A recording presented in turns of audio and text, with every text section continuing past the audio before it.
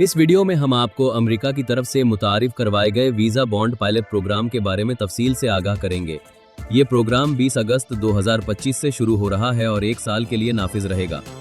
इस दौरान कुछ ममालिक के B1 बिजनेस और B2 यानी टूरिज्म वीज़ा लेने वालों को अमेरिका आने से पहले एक सिक्योरिटी बॉन्ड जमा कराना होगा। ये बॉन्ड 5,000, 10,000 या 15,000 अमेरिकी डॉलर हो सकता है। ज्यादातर केसेस में $10,000 डिफॉल्ट अमाउंट होगी, लेकिन कौंसलर ऑफिसर हालात के मुताबिक कम या ज्यादा कर सकता है। फिलहाल ये प्रोग्राम सिर्फ 2 ममालिक मलावी और ज़ाम्बिया पर नाफिज है। इन ममालिक के शहरियों का वीज़ा ओवरस्टे रेट दीगर ममालिक के मुकाबले में ज़्यादा है, इसी वजह से ये प्रोग्राम सबसे पहले इन पर लागू किया गया। पाकिस्तान इस वक्त इस फहरिस्त में शामिल नहीं है। अगर आप इस प्रोग्राम के तहत आते हैं तो वीज़ा इंटरव्यू के दौरान कौंसलर ऑफिसर आपको फॉर्म I-352 देगा और 30 दिन के अंदर pay.gov वेबसाइट के जरिए रकम जमा करानी होगी।